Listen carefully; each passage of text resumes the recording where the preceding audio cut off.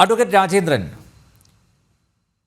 March 14-നാണ് Delhi ഹൈക്കോടതി judge Yashwant വർമ്മയുടെ ഔദ്യോഗിക വസതിയിൽ നിന്നും കണക്കിൽപ്പെടാത്ത പണം പിടിച്ചെടുക്കുന്നത്.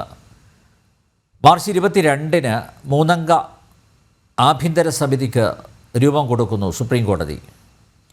മെയ് 4-ന് സമിതി റിപ്പോർട്ട് സമർപ്പിക്കുന്നു.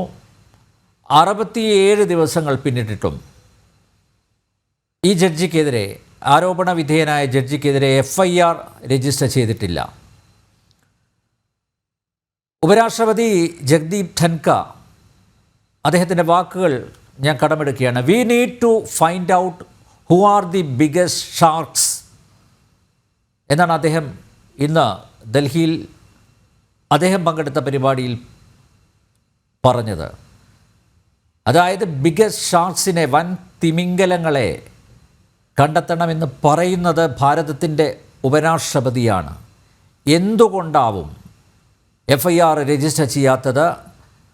പൊതുസമൂഹത്തിന് ജുഡീഷ്യറിയിലുള്ള വിശ്വാസം തകരാൻ ഈ ഒരൊറ്റ സംഭവം ധാരാളമല്ലേ? ബഹുമാനപ്പെട്ട ഭാരതത്തിൻ്റെ ഉപരാഷ്ട്രപതി ശ്രീ ജഗദീപ് ധൻഖർ, അദ്ദേഹം മുൻകാലങ്ങളിലും ഇതുപോലെയുള്ള വിഷയങ്ങളിൽ വളരെ ധൈര്യപൂർവ്വം അഭിപ്രായങ്ങൾ പരസ്യമായി പറഞ്ഞിട്ടുള്ളൊരു വ്യക്തിയാണ്. ഇപ്പോൾ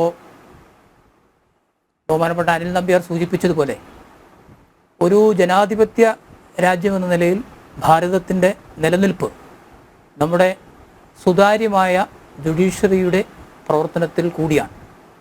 നമ്മുടെ ഭരണഘടന തുടങ്ങുന്നത് തന്നെ we the people of India എന്ന് പറഞ്ഞിട്ടാണ്.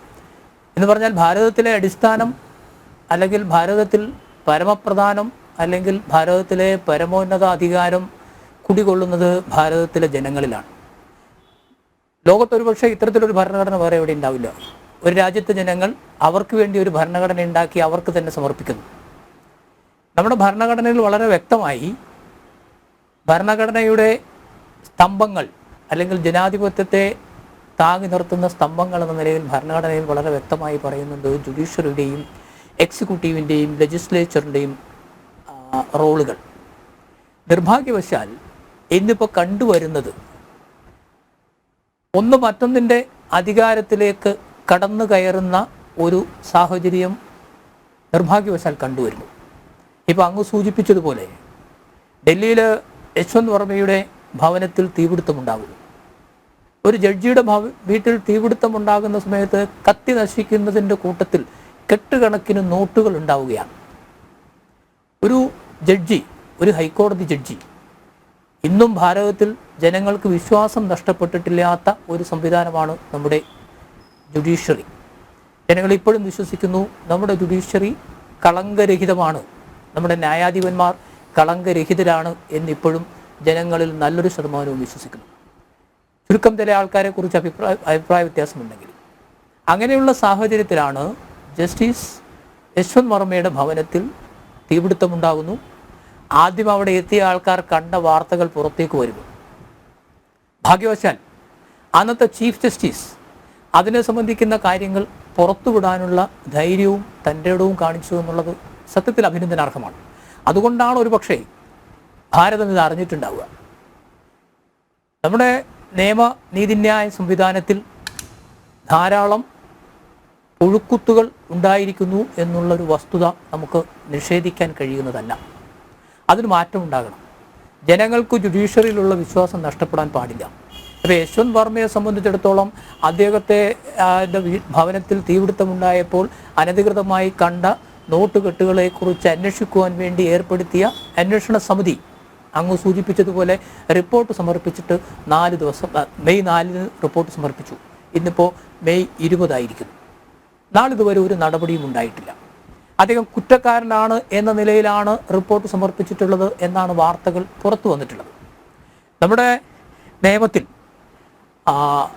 നേരത്തെ ഉണ്ടായിരുന്ന ഇന്ത്യൻ പീനൽ കോഡിലാണെങ്കിലും ഇപ്പോഴുള്ള ഭാരതീയ ന്യായ സംഹിത VNS-ലും പൊതുപ്രവർത്തകനെ കുറിച്ച് പറയുന്ന സ്ഥലത്ത് പബ്ലിക് സർവൻറ്റ് എന്ന് പറയുന്നതിൽ നേരത്തെ ഉണ്ടായിരുന്ന സെക്ഷൻ 21 എന്ന IPC-യിലെ വകുപ്പും BNS-ലെ സെക്ഷൻ 2 സബ്സെക്ഷൻ 28 അതിൽ പബ്ലിക് സർവൻ്റ് എന്ന് പറയുന്നതിൽ എവരി ജഡ്ജ് എന്നാണ് പറയുന്നത്. എല്ലാ ജഡ്ജിമാരും സുപ്രീം കോടതിയിലെ ന്യായാധിപന്മാരടക്കം ഈ പറയുന്ന പൊതുപ്രവർത്തകൻ്റെ പൊതുജനസേവകൻ്റെ പരിധിയിൽ വരുന്നതാണ്.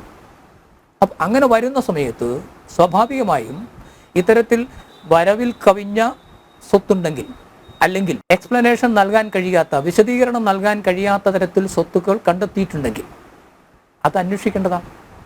എന്തുകൊണ്ടാണ് FIR രജിസ്റ്റർ ചെയ്യാത്തത് എന്നുള്ളതിനെക്കുറിച്ച് ചോദിച്ചാൽ, നേരത്തെ സുപ്രീം കോടതി തന്നെ 1991 Veeraswamy versus union of India എന്ന കേസിൽ ഇത് വളരെ വിശദമായി ഡിസ്കസ് ചെയ്തതാണ്. ന്യായാധിപന്മാരെ സംബന്ധിച്ച് ആ കേസിനകത്ത് സർദാർ വല്ലഭായ് പട്ടേൽ ഇന്ത്യൻ ജുഡീഷ്യറിയോട് പറഞ്ഞിട്ടുള്ള കാര്യങ്ങളെക്കുറിച്ചൊക്കെ വിശദമായി പ്രതിപാദിച്ചിട്ടുണ്ട്. നമ്മുടെ ന്യായാധിപ അല്ലെങ്കിൽ നമ്മുടെ നീതിന്യായ സംവിധാനത്തെക്കുറിച്ചിട്ട് വലിയ വിശ്വാസമാണ് ഭാരതത്തിൻ്റെ ഭരണഘടനാ നിർമ്മാതാക്കൾ അർപ്പിച്ചിരുന്നത്. നമ്മുടെ ജഡ്ജിമാർ അവർ സംശുദ്ധരായിരിക്കും എല്ലാ കാലത്തും എന്ന വിശ്വാസത്തിൻ്റെ അടിസ്ഥാനത്തിലാണ് പരമോന്നതമായ സ്ഥാനം കൽപ്പിച്ചു നൽകിയിട്ടുള്ളത്. പക്ഷേ ഇന്ന് കണ്ടുവരുന്ന പ്രവണത അങ്ങനെയല്ല എന്നുള്ളതാണ് ഇതൊക്കെ സൂചിപ്പിക്കുന്നത്. ഇപ്പോൾ യശ്വന്ത് വർമ്മയുടെ ഭവനത്തിൽ നോട്ടുകെട്ടുകൾ കണ്ടെത്തിയതാണെങ്കിലും മറ്റു പലതരത്തിലുള്ള ഒട്ടും അനഭിലഷണീയമല്ലാത്ത കാര്യങ്ങളിൽ ജഡ്ജിമാർ ഇടപെടുന്നതൊക്കെ നോക്കുമ്പോൾ നീതിന്യായ സംവിധാനത്തിൽ എവിടെയോ ചില പാളിച്ചകളുണ്ട്, പിഴവുകളുണ്ട് എന്ന് അനുമാനിക്കേണ്ടിയിരിക്കുന്നു. അതിലേറ്റവും പ്രധാനം ജഡ്ജിമാർ സ്വയം അവർ കൽപ്പിച്ചു കൂട്ടിയ ഒരു സിംഹാസനത്തിലിരിക്കുകയാണ്. ഞാനിത് പറയുന്നത് പൊതുജനങ്ങളുടെ ഒരു വിശ്വാസത്തെ, ഒരു ധാരണയെ സംബന്ധിച്ചാണ്. പലരും ചോദിക്കാറുണ്ട് എന്താണ് ഇങ്ങനെ. ഇപ്പോൾ അടുത്തിടെ ഉണ്ടായ ഒരു വിധിന്യായം നമുക്കറിയാം. തമിഴ്നാട് സർക്കാരും ഗവർണറും തമ്മിലുള്ള തർക്കത്തിൽ സുപ്രീം കോടതിയിലെ ഏറ്റവും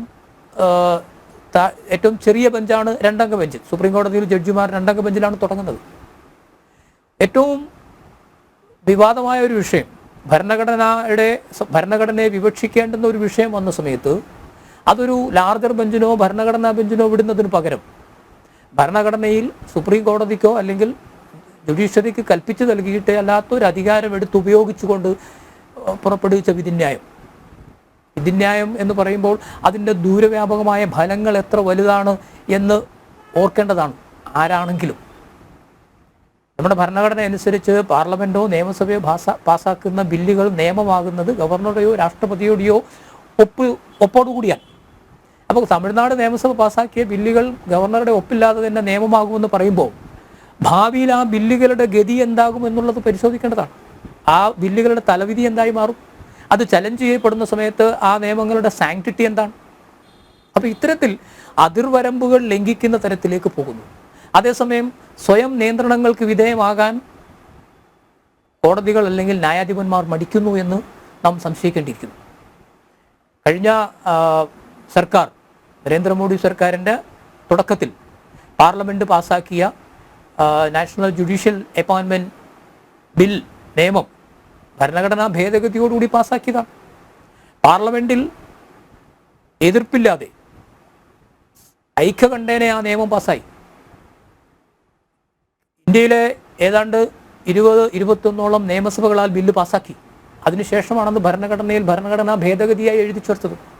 പക്ഷെ നിസ്സാര കാരണങ്ങളുടെ പേരിലാണ് ആ നിയമം ബഹുമാനപ്പെട്ട സുപ്രീം കോടതി റദ്ദ് ചെയ്തത്. ഇന്ന് ജഡ്ജിമാരെ നിയമിക്കുന്നത് ജഡ്ജിമാരാണ് എന്ന് പറയുന്ന ഒരു ഏക സംവിധാനം ലോകത്ത് നിലനിൽക്കുന്നത് ഭാരതത്തിൽ മാത്രമാണ്. നിർഭാഗ്യവശാൽ അങ്കിൾ ജഡ്ജസ് എന്നൊരു വിളിപ്പേര് പോലും ഉണ്ടായിരിക്കുന്നു നമ്മുടെ ജഡ്ജിമാരിൽ പലർക്കും. കാരണം മക്കളും മരുമക്കളും അനന്തരവരും സഹോദരിമാരും ഓഫീസിലെ സഹപ്രവർത്തകരും ഒക്കെ തന്നെ ജഡ്ജിമാരാകുന്ന ഒരു സിസ്റ്റം ഹൈക്കോടതിയിലെയും അതുപോലെ സുപ്രീം കോടതിയിലെയും സെലക്ഷനെ സംബന്ധിച്ച് ജനങ്ങളിൽ വലിയ സംശയം അല്ലെങ്കിൽ ജനങ്ങളിൽ വലിയ പരാതിക്കിടയാകുന്ന തരത്തിൽ കാര്യങ്ങൾ മുന്നോട്ട് പോകും. ശരിക്കും യഥാർത്ഥത്തിൽ ഇന്ന് ബഹുമാനപ്പെട്ട നമ്മുടെ ഉപരാഷ്ട്രപതി പറഞ്ഞതുപോലെ ഒരു അക്കൗണ്ടബിലിറ്റി, ആ അക്കൗണ്ടബിലിറ്റി ഇല്ലായ്കയാണ് ഇന്ന് നമ്മുടെ ജുഡീഷ്യറി നേരിടുന്ന, പ്രത്യേകിച്ചും ഉന്നത നീതിന്യായപീഠത്തിൽ നേരിടുന്ന ഒരു പരാജയം എന്നാണ് എനിക്ക് തോന്നുന്നത്.